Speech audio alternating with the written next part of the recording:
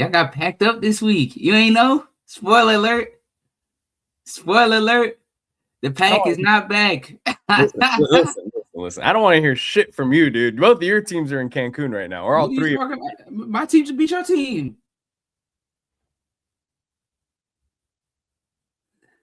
My team just beat your team. You know what? We're not even going to do this. Hi, this is the AWR Recording Podcast. I'm 007 Gage Sutton. This is the young Rottweiler, Ethan Hamilton. We're not sure if he's a Cowboys or a Chiefs or a Broncos or a Bears fan here. I'm a winner is what I am. That's what that's just kind of how we start the channel here. And Ethan, we're here to talk, unfortunately, about the results of the NFC or the NFL wildcard round. We will also get into divisional predictions and talk some NFL coaching vacancies. So if all of that interests you, make sure that you are subscribed. Follow us on all of our socials. We're going to be posting NFL content and more NBA content as the NFL season winds down. We'll also get back into our hip hop and music discussions. So if any of that stuff interests you, again, please make sure to hit the subscribe button. Helps us out a lot. And yeah, Ethan, I think we got all the business out of the way. We should probably get right. And subscribe. Oh yeah. Like and subscribe to this video for sure. Come on. Or like this video for sure. Subscribe to this channel and then share it with, a loved one. A loved one, a lover, whatever you got to do it. Pass it along like an S. Let me chill. Okay. Let's do a wild card recap before we say something. Let's start off with honestly, Gage, this is probably the most exciting wildcard weekend we've ever had. The slate of games, how good pretty much every game was, barring like two of them, 1.5 really. They were all great games. I think the first one we got to start off with the Panthers and the Rams. I told you it was going to be tough, Gage. I told you it was going to be tough. Rams ended up advancing to the divisional round 34-31 with a late drive touchdown by Stafford and the boys. Me personally, I think the Panthers are going to be kicking themselves that they didn't win this game. For sure. I mean, to be fair, they started off really bad in the first quarter. Like, I thought it was going to be a blowout after the first quarter, but they found a way to keep it close at halftime. I think they were tied going into halftime. They took the lead on multiple points in the second half. Yeah, and I mean, at that point, you see this game and you're like, no way, the Panthers are actually going to win this. And eventually Matt Stafford, I think, just took over the game. He made some amazing plays. That touchdown pass to Colby Parkinson was just insane. And I know Stafford played good on that last drive, but let's keep it a buck. He was hot doo-doo garbage for a lot of that game. Yeah. Him and turnovers. Bryce played better than what we expected, but I'm with you. We're like, Matt Stafford, we have higher expectations, and he didn't live up to them. What were his stats? Bro, he was something like, 28 for 55 or something like that? Hold on. It was something crazy. 24 for 42. That's crazy. 24 for 42? Interceptions? Or one interception? One interception, 304 passing yards, and 3 touchdowns. I don't think that's a bad game. I mean, obviously not the cleanest football he's played all season, but let me double check. That might be, bro. That's his lowest completion percentage in a game since I want to say, I'm looking at it right now. Back since they played Seattle. No, that's his lowest. No, even that Seattle was higher. That's his lowest completion percentage of the game. His second lowest QBR, and his second lowest completion percentage of all year behind Seattle in November. It was one of his worst games. Stafford's been great this season, but he was not the greatest. And the Panthers, I got to give credit where credit is doing that secondary. Yeah, Puka kind of went a little crazy towards the end of the game, but they had Devontae Adams in hell. Mm-hmm. They had Devontae Adams in hell that game. Considering he was coming back off an injury, it was just not the game for him. But the Rams pull it out. And if I'm the Panthers, man, I think it's definitely a successful season. You won your division. You're probably going to finish with Offensive Rookie of the Year in Ted McMillan.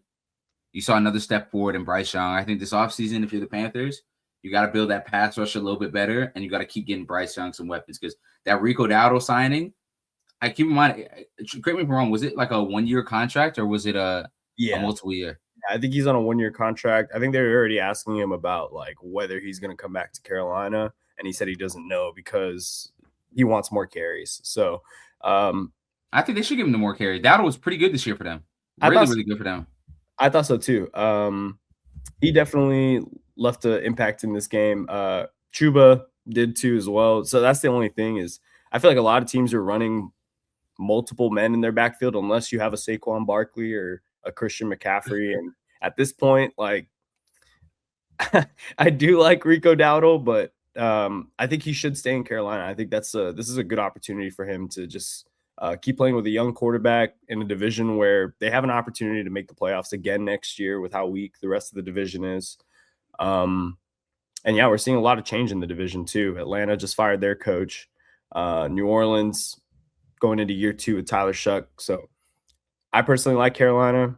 I think I'm with you, E. I think if they add some weapons in the offseason, maybe a little bit more help defensively, which I mean, their defense was already impressive this year. Yeah, they just need really an elite pass. Derek Brown is severely underrated. Yeah. JC Horn and them boys are severely underrated. The defense is solid. The offensive line is solid. They're like Brian Burns, bro. It'd be really nice. Oh, imagine if they had Brian Burns on that defense. But then too, you got to think about it. Like Dowdle finished the year with 1,000 yards rushing, no slouch, averaging 4.6 yards per carry. Not bad at all. 6 touchdowns. That's a very solid year considering the contract that he was under. Yeah. But I understand why he has reserves because look at the last 2 games of the season. They played the Bucks. He had 7 carries for 10 yards. He played the Rams in the playoff game, 5 carries for 9 yards. Like, bro, he's not getting touches. And a lot of those touches, correct me if I'm wrong, were in short yard situations. So it's like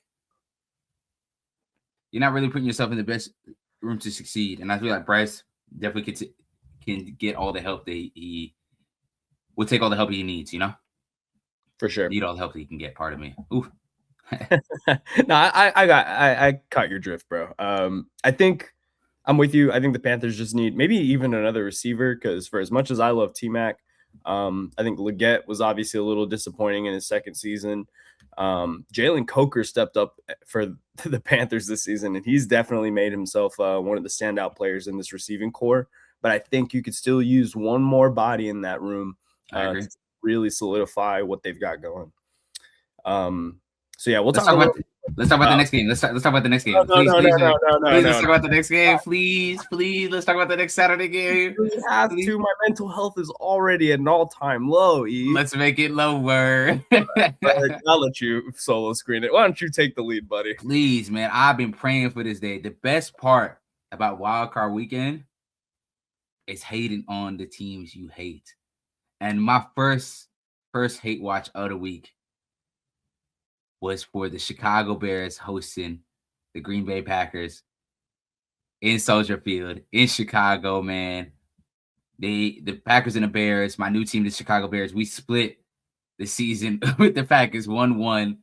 And all this noise I heard about the Packers going into the season. Oh, my God, we fleeced Jerry Jones from Micah Parsons. We're contenders now. Just for them to go one and done. And not just one and done. For them to choke. Gage, correct me if I'm wrong, it was 21-3 at one point? I disconnected, sorry. Yeah, I bet you did. All right. Yes. The Packers had a considerable lead. I'm not going to sit here and excuse it. The Bears came back. We choked. I think there's a lot of blame to be passed around because obviously the first thing I want to point to is as a Packers fan, this is just normal. Special teams screwing us in the playoffs. Brandon McManus missed 2 field goals and the extra point that would have at least made it a 3-point game at the end of the game where Jordan Love wouldn't have had to go for the touchdown, would have just had to get them into field goal range. Man, it's just brutal, dude. This whole season has been a season from hell, losing Micah, losing Tucker Kraft. And I kind of had a feeling that we were going to lose somewhere in the playoffs, but I had a good feeling that we were going to, solidify this rivalry with Chicago, that we were going to have their number. And it started off great, man. And then we got to talk about Matt LaFleur. Matt LaFleur, for as great as he's been as a coach, getting the Packers into the playoffs every year he's been a head coach. I think that this is one of those things where you look at what happens at halftime or after halftime. They come out and put out 3 stinkers and punt 3 straight times. Again, missed field goals. Those are kind of out of his control, I guess, with like the kicker. But those other things, punting to Chicago 3 straight times, letting 21 unanswered points to let them back into the game, it's unacceptable, bro. And all right now, in the fourth too, all in the fourth quarter. all in the fourth quarter, man. It's unbelievable. I can't believe they collapsed like that. I was sitting there like, no way. They're actually going to do this to the Chicago Bears. And I think that's what hurt me a little bit more. Like I saw someone, like, as a Packers fan, ranking all of the heartbreaking losses that we've suffered in the playoffs. And Yeah, even where does this rank? Where does this rank? The thing is- Niners losses y'all have? well, if I'm being honest, like, obviously the stakes weren't as high. I knew that this team wasn't going to go to the Super Bowl. I knew that probably if we won against Chicago this week, we were going to get stomped by Seattle next week. So, like, in terms of the playoff drastic like measures, I don't think it hurts me that much. Like, we weren't going to win the Super Bowl anyways. But for pride, That's a what I'm saying. playoff game in Chicago, like, after we had 2 games this season where we beat them the first time, and the second time we really should have won if Romeo Dobbs didn't fumble that onside kick. And this is your time to come out, prove that you still own the division. Even though Chicago may have won the division, you can kick them out of the playoffs first round.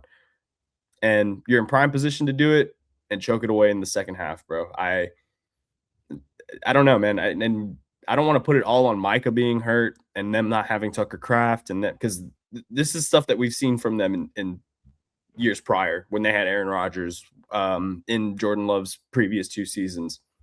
So, yeah, man, for the Packers, you got a lot of reflecting to do, man. Look in the mirror and say, we just lost to the Chicago Bears in the playoffs. Is that really? And you were up 21. Up 21. And again, we can make all the excuses we want. Michael wasn't there. Tucker Kraft wasn't there. Matt LaFleur, I don't know. Whatever you want to come up with, the special teams fucked us over again. It doesn't matter. At the end of the day, you have to find a way to win these games, especially against a divisional rival in playoff football. It's very sad, man. And I've been that 4th and 8th throw by Caleb Williams is one of the best throws I've ever seen, considering the stakes. Because if he does not get that 4th down, the game is over. They were down 2 scores. They do not get, but that throw he made, goodness gracious, going the opposite way, off his back foot, falling away. Yeah, hell of a throw. And that's the thing with Caleb, man. What I think this season he's been able to contain. Like I feel like him and the Ben Johnson offense has gotten better each and every week. And sometimes I feel like he struggles with like the little things where sometimes the ball will hit the dirt before it gets to the receiver's hands or to their feet. But those throws on 4th down, rolling away, you can't coach that, and he has it for sure. I mean, I don't think it's even a debate at this point. I gave the Bears their flowers this last week. With the season they've had, I said I still had questions about Caleb Williams, and the questions have never been about his talent. I loved Caleb Williams coming out of USC. Obviously, like you said, that 4th and 8 throw was insane. And he has all of the talent. He may be the most talented quarterback to ever step foot in Chicago.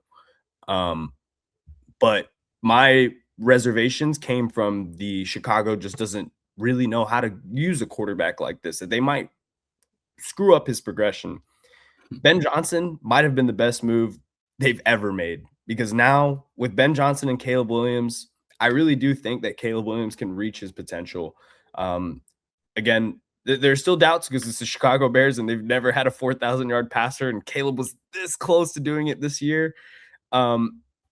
Caleb is definitely proving that he deserved to be the number 1 pick and that he deserves to be looked at as one of the top young quarterbacks in this league.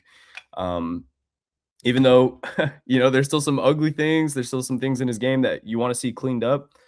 This is really, really promising if you're a Bears fan. This is your second year, new head coach, new offense, and what can you complain about? You're the 2 seed, getting ready to play in the divisional round, beating your divisional rivals, your boogeyman in the playoffs. You're right. Man, shout out Chicago, bro. I mean, again, as much as I hate them as a Packers fan, I have to give them their flowers where flowers are due, bro. The Bears are a much better team, and I'm excited to see what they do next or this upcoming week in the divisional round. I'm with you too, and a lot of people might be surprised with my picks, but I think this was the game. This was the boogeyman game for the Bears. So I'm excited to see what they have up next too. Next up, playoff game, we got the Bills and the Jags. Josh Allen going on the road to Jacksonville to get the dub, 27-24 on what was it? A not really a tush push, but a QB sneak in the red zone, taking him all the way to the 1 yard line, and then Trevor Lawrence having a chance to put the game not really to bed, but a game-winning drive and just a unfortunate tip. Who's he throwing it to? Parker Washington, right? Yeah, and got intercepted on their side of the field. A tough way to go out for the Jags. Considering this great season that they had, they still can't get that. Well, I mean, they got the playoff dub a few years ago over the Chargers when they came back, but I mean, good first season from Liam Cohen and company. How you feeling about them? Yeah, I mean, I think we both knew this was kind of a must-win game for Josh Allen, and he definitely played like it. So I can't even fault the Jags. I thought they played really well. Trevor, had a couple of mistakes, but all things considered, I feel really good about the direction Jacksonville's heading in. I like Liam Cohen's offense and the way they were clicking at the end of the season or have been clicking. Yeah, I would say the biggest thing for them, I really liked the run game this year. I think that was something that I was skeptical about Jacksonville coming into this season with Travis Etienne. And yeah, and Bashal Tutin, bro. Bashal Tutin came out of nowhere and has been playing really good for Jacksonville as well. So I think for here, it's just continuing to add depth. I think on the defensive line, add some offensive linemen in the draft. You'll get Travis Hunter back next year, and with the addition of Jacoby Myers, I think that allows you to let Travis Hunter play defense a little bit more and just bring him in on, crucial third downs, special plays that you have for him on offense, and just find a way to keep him healthy, because you could definitely sense that they were missing his presence out there for the second half of the season. He's just a special athlete, and I think that's what you're looking forward to most as a Jags fan, and hoping for this next season, that he stays healthy and that this team can probably repeat as division winners. Tall task with how good Houston is, though. What? We're going to talk about them in a second. Yeah. But if I'm the Bills, man, this is step one. You did what you were supposed to do. Tough environment on the road, and you got the dub. Josh Allen was going to put that Superman cape on, and he did. 2 more to go is all I can say, 2 more to go. I think they're going to struggle a lot with the matchup that they got coming this week and facing the Broncos. But the advantage that they have against the Broncos is that they got that first game out the way. They're still in momentum, still in rhythm. The Broncos got a week's rest. It might take them a quarter or two to get into a little bit of a flow state. So if I'm the Bills, I'm going to keep an eye on that. The next game we got is another great hate watch between the San Francisco 49ers and the Philadelphia Eagles. The Niners, Brock Purdy, finally healthy against the Eagles, and they get the dub, sending the Eagles home. That running back that they got a quarterback sent him home. I was texting all my Eagles friends. Oh, it felt so good. It felt so good. That A.J. Brown and Sirianni meltdown on the sidelines, all the drops that they have. I know the Eagles are going to be kicking themselves. Absolutely kicking themselves, because they could have very easily won that game. And at home, 3 seed, he probably should have. For sure. Yeah. And as the defending Super Bowl champions, that's a tough loss to swallow. It's also a very tough win to swallow for San Francisco, because for as good as they played, they win their matchup. They head to the divisional round. They also lose George Kittle for the rest of the playoffs and probably all of next season with a torn Achilles. It's fucking brutal, man. They have the worst injury luck, I'd say, of any team I've seen of the last couple of years. On the bright side, they may be getting Fred Warner back if they're able to win in the divisional round. They've got a tough task ahead of them. They're playing the 1-2 in Seattle. We're gonna talk about that later. We keep We'll teasing talk it about because that. we're so excited about these divisional round games. But For sure. But I guess to touch on the Eagles, man, they already said that Kevin Patullo is stepping down as the offensive coordinator. I'm assuming he's still going to be on the staff, or from what I recall reading, I read that he was still going to be on the staff, just no longer as the offensive coordinator. I think it's crazy to say this, man, because Aaron Rodgers brought up a good point of like, they asked him about, well, like, should Matt LaFleur and Mike Tomlin be on the hot seat? And like, you think about like in context, like, yes, maybe these guys should be on the hot seat. And I'm talking about this because Sirianni is one of those guys where like he just won a Super Bowl, but yet we're looking at next season as kind of a hit, like a make or break season for Sirianni, in my opinion, or Jalen Hurts. It's going to be one of those guys. The Eagles are going to have to make a decision. If next season does not go to plan, it's going to have to be one of them, because I don't know who else can become a scapegoat at this point, because the defense has been great. Saquon Barkley was a great addition. You can't put it on how and Kevin Patullo is not the offensive coordinator anymore. So there are no excuses for why the offense is bad next year. If it's bad, it's either because of Jalen Hurts or it's because of Nick Sirianni. Like, no, you're right. You're absolutely right. And I think more likely than not, AJ's probably gonna have to go. And you hate to see it for him. Not really for me, because I hate the Eagles, but you hate to see it from the aspect of like AJ Brown is what, a top 6, top 7 receiver in the world. He's a walking all-pro. He's been nothing but a success for Philadelphia, but this season just was not it. You could tell that there's something off between him and Jalen. And for him to do all that rah-rah throughout the season about not getting touches and the offense not going, which he was right, for him to put up the stinker that he did have in that wild card game, the drops, is just unacceptable. And I put a little bit of the offensive struggles, at least in this game, on him. But then you blame Patullo, and I'm with you. Patullo didn't call the greatest of seasons. I'm with you. But then you look at Jalen Hurts as a quarterback of what he is. He had the great Super Bowl performance against the Chiefs. They blew him out, and he was spectacular. Credit where credit is due. But I think a lot of people get messed up in who Jalen Hurts is as an actual quarterback. He is limited in the things that he can do. He is great in money time. He's great as a runner. And as a passer, he is just okay. He is good enough, right? And I feel like if your system does not cater to Jalen Hurts in the way that Patullo's didn't, you're going to see the struggles that they had this year, especially when the offensive line wasn't as great as it was last year. When you don't have 3 all-pros on that offensive line, and Saquon Barkley, let's call it spade to spade, was a dud this season. Yeah. I get it. He still had 1,000 yards. That's still Saquon Barkley. But in comparison to the fall off that he had the year, because of how good he was the year prior, when Saquon is just a good, instead of Saquon being a great running back, he's just a okay to a good running back this season. And the offensive line, instead of being the best in the world, it's an average offensive line. This is what you get as far as an offense goes. You start looking at Jalen Hurts the side of way. Okay, when we can't put all these all-pro and all these Pro Bowlers around you, this is how you perform. It's something you got to keep your eye out for, you know? For sure. There are going to be conversations to be had. And they should have those conversations. I'm not saying this to hate on Jalen Hurts, which I do hate on Jalen Hurts, but I'm saying it to like there's valid criticisms in there. You know what I'm saying? Yeah.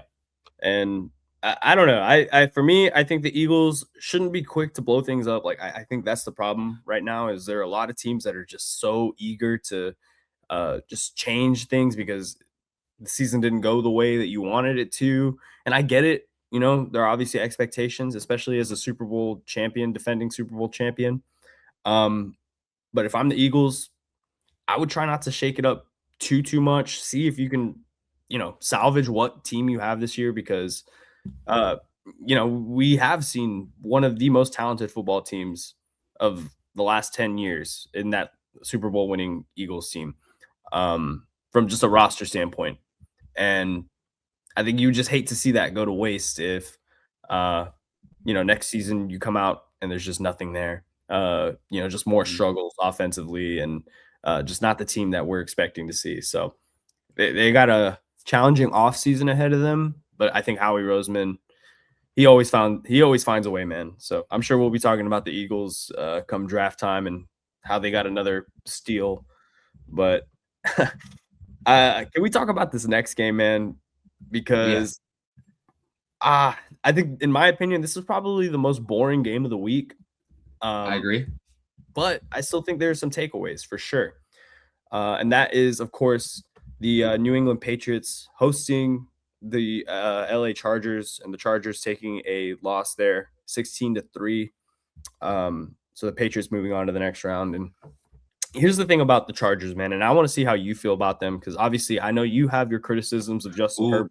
What if, man? Da, da, da. Okay, so yeah, I want to get to that though. Like, how do you feel?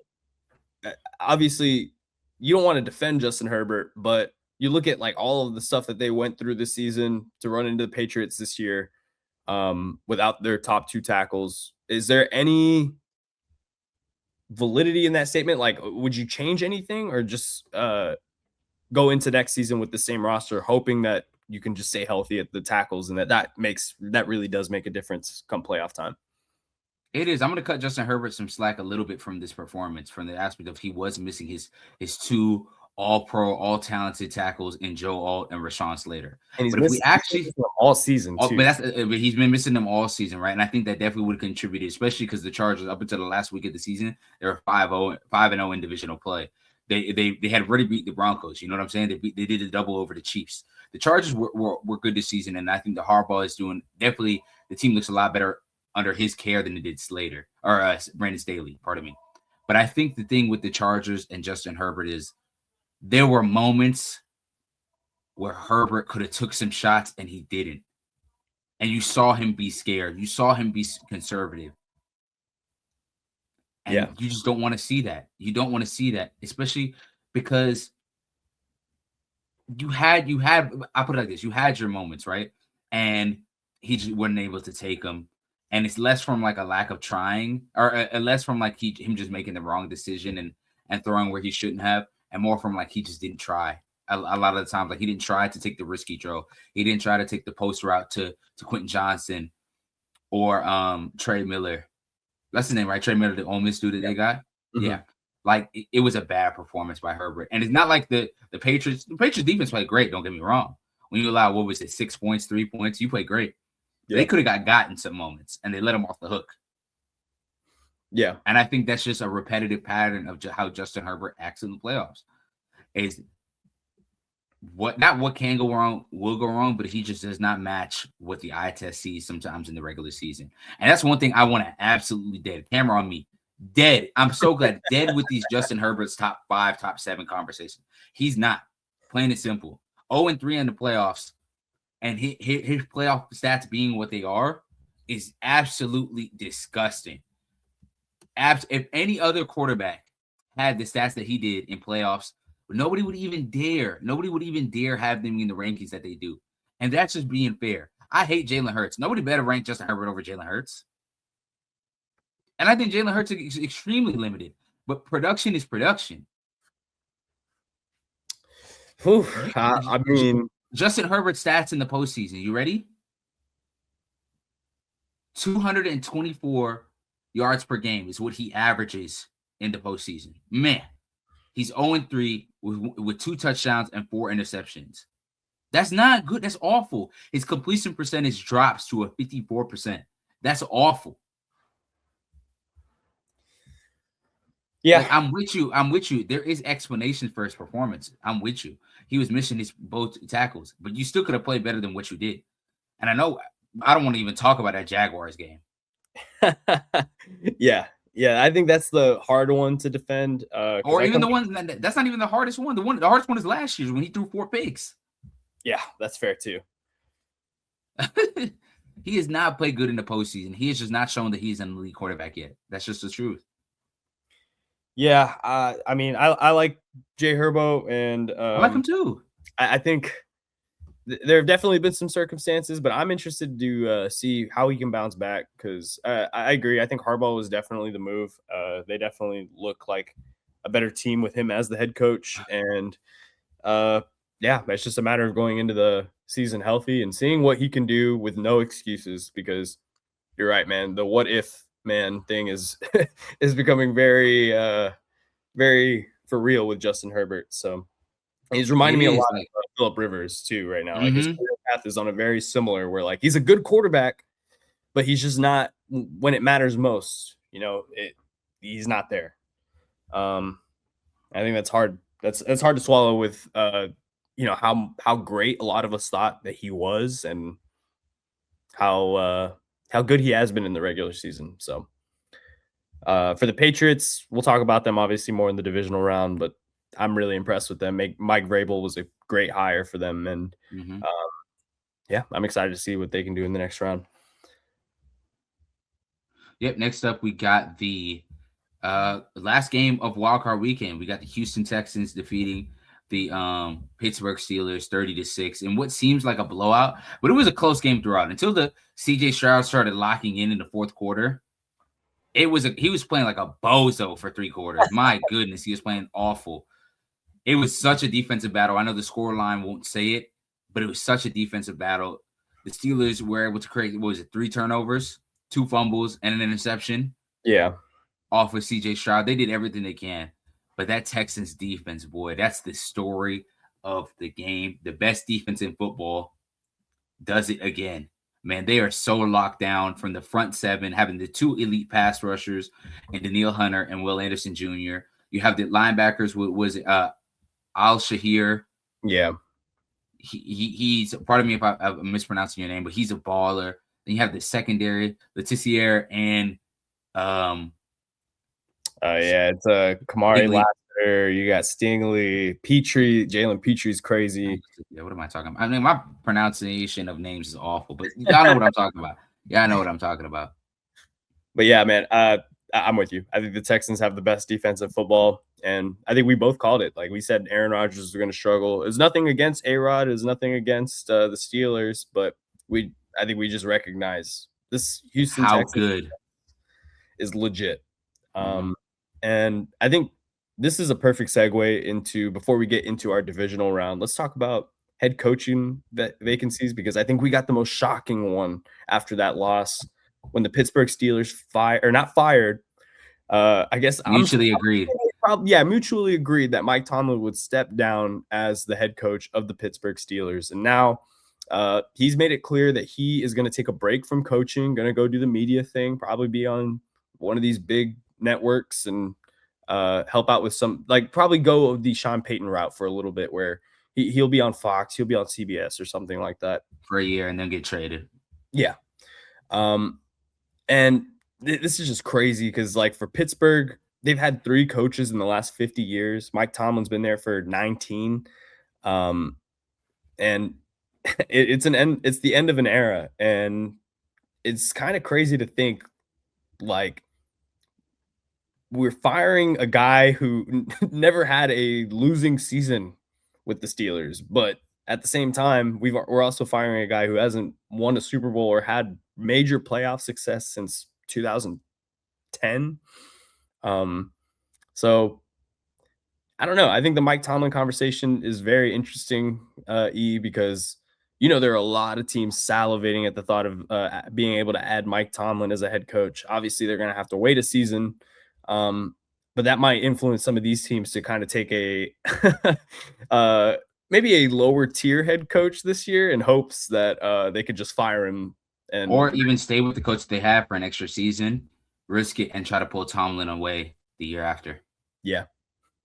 But I think we kind of all saw this. We talked about this before the season. I talked about it with Tomlin and the Steelers. Is that 19 seasons, he'd been to a few Super Bowls, he'd won one, but especially the last 10, really 7 to 8 years, they've just been okay. Like, yes, they've kept the winning record, no losing seasons stat, but they're one and done in the playoffs. They get in there and they lose every single year. And we can point to him underachieving with Antonio Brown, Le'Veon Bell, and Ben Roethlisberger. We can also talk around the franchise's inability to replace Big Ben. They still have not been able to replace him whatsoever. And you've been able to have all pro talents on that roster. TJ Watt is probably going to go down as a Hall of Famer. You look at guys, you were able to put Jalen Ramsey onto safety. He's been great this year, a Pro Bowler. Cam Hayward. Cam Hayward still churning out great seasons. Shoot, you look at a guy like George Pickens that should have been first team All Pro this year that you let go, and look how great he looks. And I don't want to put it all on Tomlin, but at a certain point you have to draft well. That's just what it is, and that comes with the front office as a whole, including the head coach. And you kind of knew it was time, especially with A-Rod being at the age that they are, and A-Rod may be retiring after this season. I know you said that too. Like, if he retires, gives him a year to tank, finally be able to tank, and get a quarterback in a draft next year that you're going to see guys like Arch Manning. You're going to see guys like Sam Levitt. You're going to see guys like Dante Moore, who's going to stay at Oregon. I think it's good for both parties. I really think it is. Yeah, it's going to be interesting to see what they do at quarterback as well, obviously, because like you said, Rodgers probably retiring. I think he went to Pittsburgh to play with Mike Tomlin, and now that he's not there, that doesn't really incentivize Rodgers to stay. So if I had to guess, I think Aaron Rodgers is retiring. Mike Tomlin will take that year off, as we said.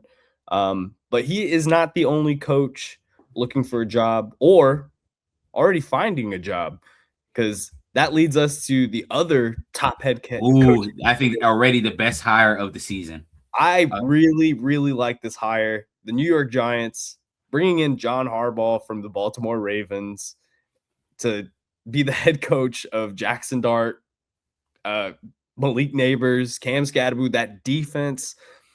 I really like this.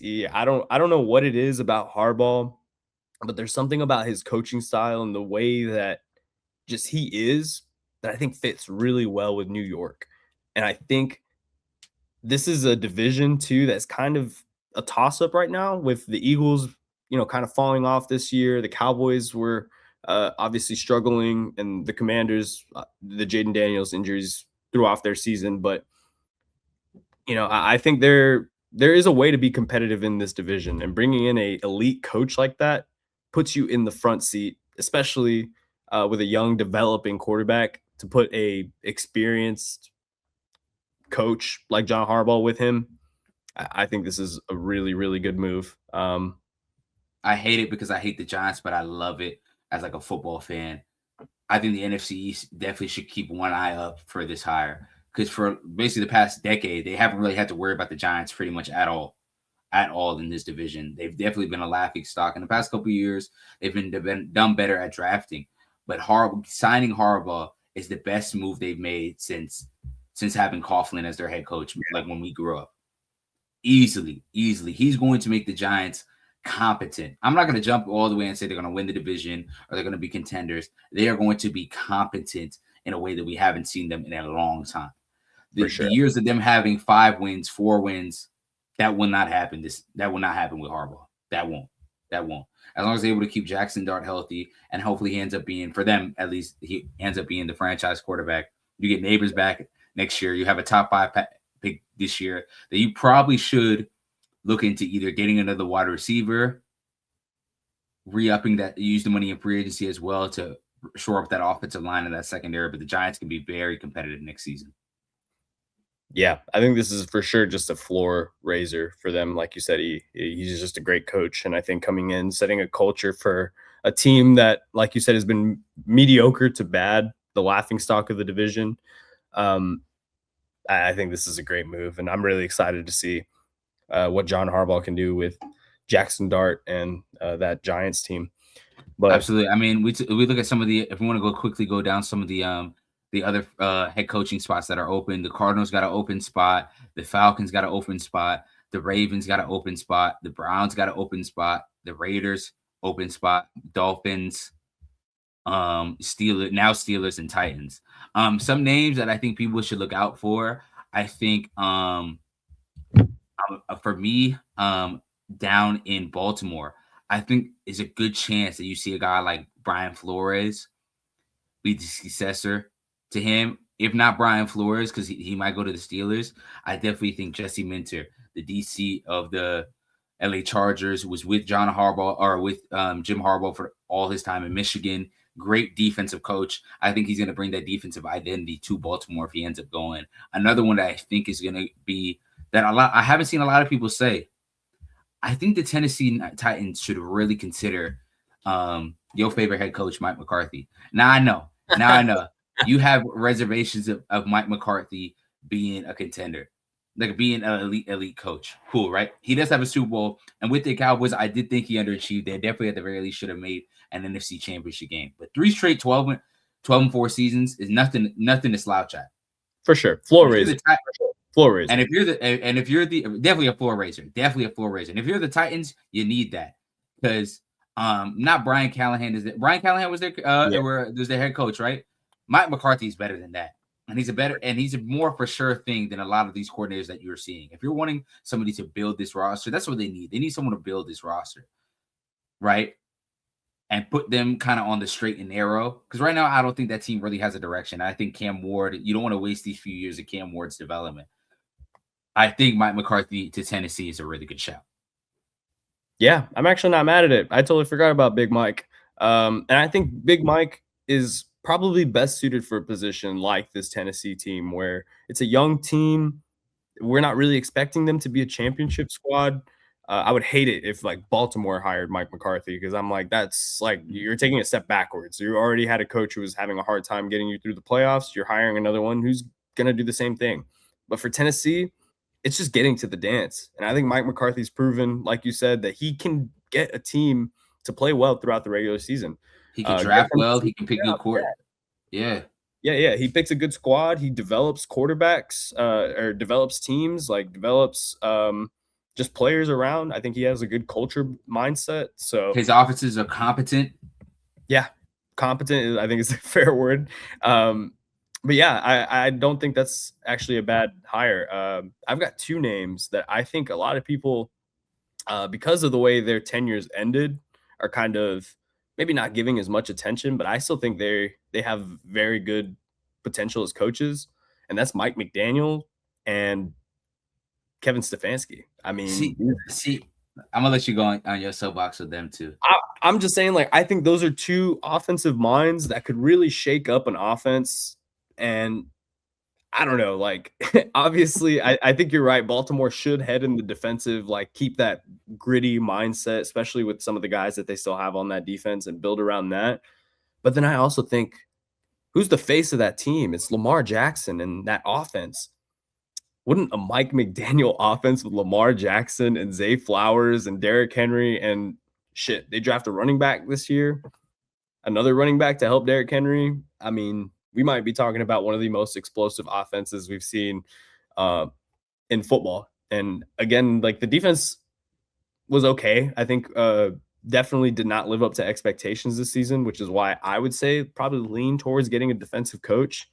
But you also think about how many of these teams in the playoffs right now are in there with like offensive masterminds, and how many of them are defensive masterminds?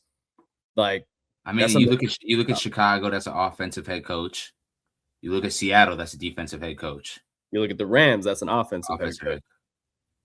Who the Rams? You look at the Niners, offensive head coach. I mean, but they have Saleh. Like, they have Saleh's their identity. Coaching candidate too. I think Saleh. You go to the AFC, you have Mike Vrabel, that's a defensive head coach. Yep. You go to the Broncos. Sean Payton is an offensive coach, but they're built through the defense. That's what they are. You know what I mean? Like, you go to the Bills, Sean McDermott, defensive head coach. Yeah. There's definitely a conversation to be had. I don't know because I look at DeMeco Ryans, that's a defensive head coach. DeMeco Ryans, but who are the last 2 Super Bowl winning head coaches? Nick Sirianni and Andy Reid, offensive coaches. So I don't know. My thing with hiring somebody like Stefanski or Mike McDaniels is we just saw what they did as like CEOs, faces of a team. They didn't do the best. They really didn't. Like, it was very short-lived, and they kind of struggled a lot with the man management aspect of being a head coach. And I feel like if you go to a team like the Ravens, that's what they're needing. They're not needing an X's and O's. In my opinion, they're needing a man manager more than anything that can get good X's and O's. And I don't know if Stefanski. I think Stefanski and McDaniels probably shouldn't get a head coaching job right away, considering that they had kind of failures at what they were just at. I think they should probably sit down for a little bit and stick to coordinating for now. Yeah. I don't know. I think it's going to be interesting to see like what these teams value in this head coaching search and uh, what they're looking for. Because, like you said, I think there's definitely something to be said about both of their tenures and the way that their seasons ended. But at their core, I think they're both good coaches. That's what I'd like to think. I think they were both in very uh, poorly run franchises, and I think going to a place like Baltimore rather than a Cleveland would be a more stability for a guy like Stefanski or McDaniels. But we'll keep you guys up to date with all of the NFL head coaching hires and updates in the league as we continue on through the playoffs.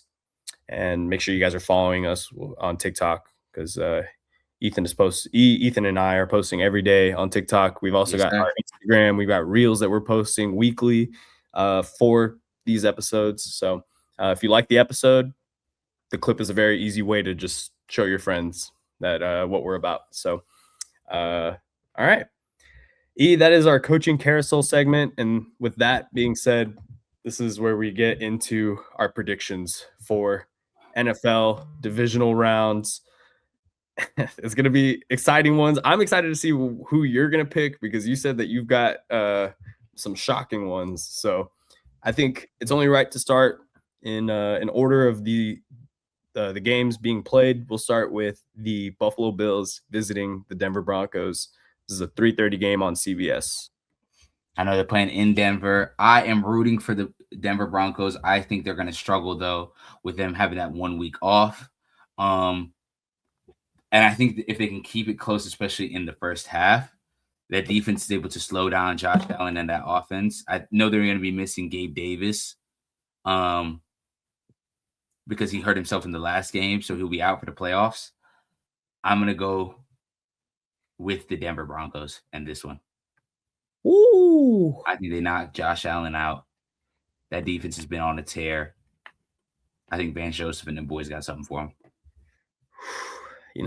I like the Broncos. I really do. But I think Josh Allen is a man on a mission. He realizes the importance and the just how critical it is that he wins in these playoffs and gets to at least the Super Bowl. So I'm taking Josh Allen and the Buffalo Bills, and I'm taking it mostly because of Josh Allen. I think the Bills are going to play fine defensively. I think they'll do okay and keep Bo Nix to having an okay performance. But Josh Allen really is the X factor here. If he comes out and plays like we know Josh Allen can, this Broncos defense might not be able to hold him for as good as they are. Because when Josh Allen is at his best, he's amazing. So I'll go with the Buffalo Bills here. And next, we'll go to our San Francisco 49ers visiting the Seattle Seahawks matchup. This one's at 7 p.m. on Fox Saturday night. I don't know about you, E. I think I'm leaning Seahawks here. I'm definitely leaning Seahawks. I mean, they just came off beating the Niners in San Francisco 13-3. Damn near pitched a shutout, an elite defensive performance. So you take that matchup, you move it to Seattle, and you take away George Kittle. I think it's a no-brainer. Unless we got a Sam Darnold disaster class, I think if he just steers the ship, gets the Seahawks to at least 20 points, which I think you can definitely do at home and take care of the football. I think the Seahawks win this game pretty close. Not even pretty close. I think they blow them out. Yeah. I mean, if Sam Darnold can just take care of the football, and that's the thing, bro, is like Sam Darnold is going to be the reason why Seattle either wins the Super Bowl or why they lose in this round. Because there are games where we see Sam Darnold and we think this is why he got that money in the offseason and he's really redeemed himself. But then he has these boneheaded picks and they just come in bunches with him. And that's the thing that they got to avoid because San Francisco, again, for all the injuries they have and all of the turmoil on that team, I think that they are very opportunistic and they will take advantage of some Sam Darnold mistakes because San Francisco, again, they're banged up, but Christian McCaffrey, he finds a way, man. He's still really, really good, and I could see him punching in a couple touchdowns if Sam Darnold throws a pick or two, you know? Yeah, I'm with you. But yeah, regardless, I'll take Seattle, which then brings us to our Sunday matchups. And Sunday, we'll start with our 2:00 kickoff. That is the Houston Texans visiting the New England Patriots at Gillette Stadium. That game will be on ESPN and ABC. This one's a toss-up for me, E. I really don't know which way to go here because I've really liked what the Patriots are doing offensively and even defensively last week against Justin Herbert. They looked great. Oh, but I love the Texans defense, man. I really do, bro. The only thing I worried about with the Texans is offensively, they're playing in Foxborough. I know that defense travels. You ain't got to tell me. I think offensively, the Texans, they're missing out on probably Nico Collins for the game. I know they said he wasn't at Thursday practice, which means he's probably not going to play this game. I was this close. I was this close to picking the Texans, man. This close to picking them. I'm gonna have to go to Patriots, man. I think missing Nico Collins is gonna be a big loss for them offensively, especially Stroud having to play away from home, and he's not the greatest on the road, anyways. Yeah, I'm gonna go with them.